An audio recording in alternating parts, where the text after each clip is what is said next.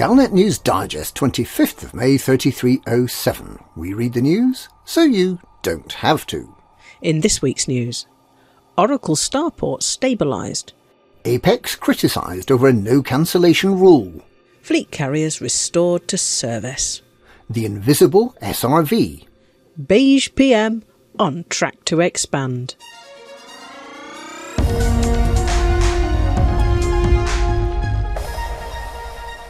Engineers working for Sirius Incorporated say they have restored the Oracle Starport in the Delphi system to a stable orbit. The Starport started drifting after its alignment thrusters were damaged last week, and it was feared that it might rapidly deorbit, given the rough terrain of Moon Delphi 5A and its consequently irregular gravitational pull. Evacuating a damaged station typically takes around a week, so there was no realistic hope of rescuing all inhabitants within the estimated 8-hour window. The irregular motion of the station made docking difficult, and this further limited the efficiency of the evacuation effort. It is thanks to the cool heads and analytical minds of Sirius employees that the Starport is still in orbit. With the damaged thrusters back online, Sirius claims that the orbit is stable and that further work is being undertaken to ensure this failure cannot happen again.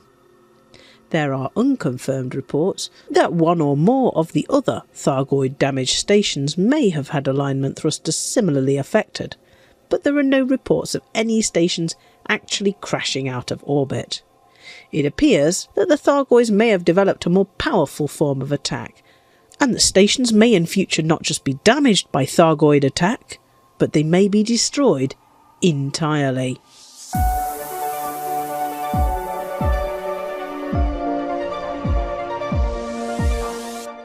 Commanders have hit out at taxi company Apex Interstellar after getting stranded by its no-cancellation policy. There are settlements in what might be considered by some to be impossible places in the galaxy. Places where gravity is too high for anyone to live there, or temperatures too hot to get from the landing pad to the presumably air-conditioned interior. If commanders with their own spaceship take a mission to one of these settlements, set down on the landing pad, and then get told it's unsafe to disembark, then it's no big deal really. They may not be able to complete the impossible mission, but that's not the end of the world. However, if you take an Apex Interstellar taxi to one of these settlements, you get caught by a double bind. You can't disembark from the taxi because it's either too hot, the gravity's too high, or possibly both. But you can't tell the taxi driver to fly you back to the Starport, because Apex Interstellar operates a strict no-returns rule. You're stuck there, in your passenger chair, in the case of a high-gravity world, quite literally stuck there, unable to get out, and unable to take off. With infinite patience, the Apex Interstellar cabbie will wait for you to get off, and when you don't, they'll wait some more. Because the taxi's landed, you can't get a friend to blow you up. You just have to sit there. Forever. Why are Apex taxi drivers so stubborn? Why won't they take you back where you came from? Is it some sort of protest about the low charge they're allowed to make for each journey? Whatever the cause, Apex seems guilty of giving its customers a very poor experience. There is, however, apparently a solution. Using telepresence, and while you're still sitting in your taxi at the unsurvivable destination, persuade a friend to invite you to multi-crew with them, and then persuade your friend to self-destruct their ship. You are only a hologram in their ship, but by some magic, when your hologram dies, you will not get transported back to your patiently waiting Apex taxi, but to the last ship you flew. The Apex taxi becomes an unpleasant memory, and you are once again free to roam the galaxy.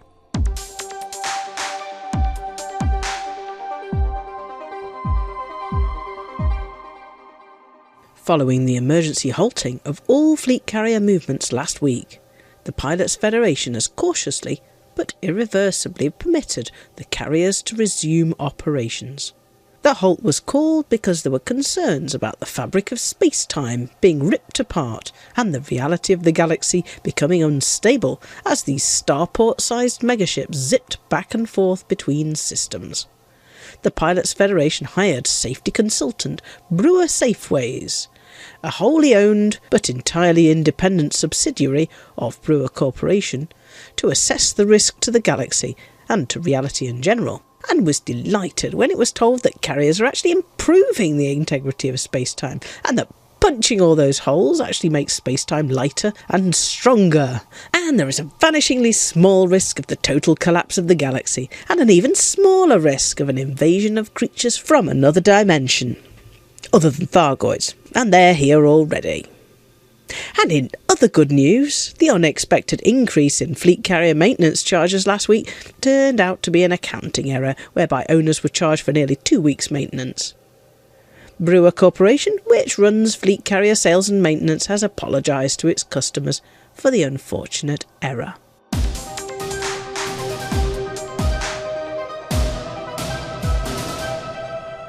Commanders have been getting used to seeing taupe cobras attacking from all sides, as the galaxy once again gets used to the impact of fleet carriers rending holes in reality. But taupe is such a boring colour. Couldn't we have something prettier? Well, the good news is that the galaxy has been to the cosmetics shop and spent some marks on some paint jobs.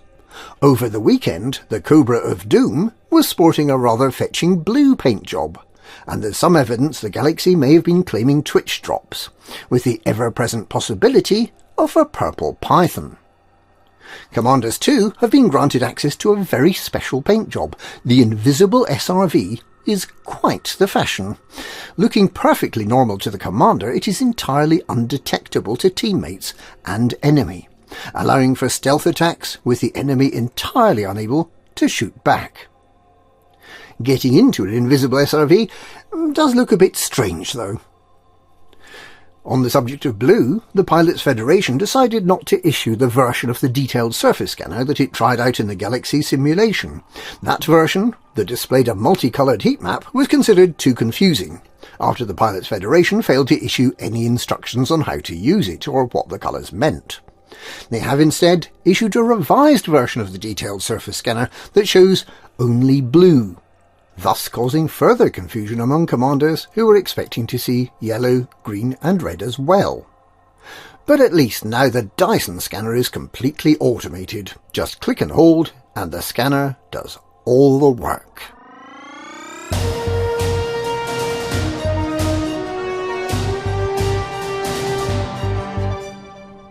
Alliance Prime Minister Edmund Mahon appears to be on track not only to win a new term in office, but also to have a mandate to continue the expansionist policies for which he has become renowned.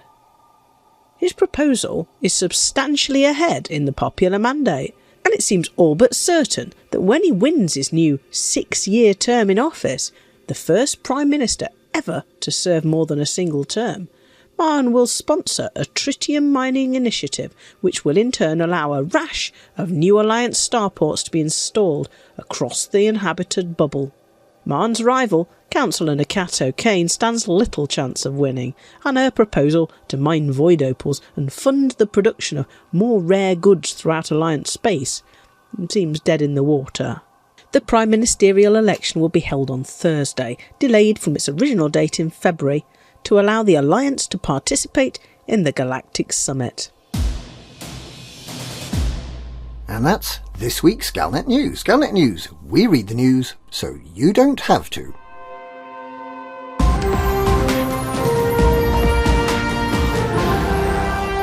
Creatures from another dimension, from another dimension, from another dimension, from another dimension.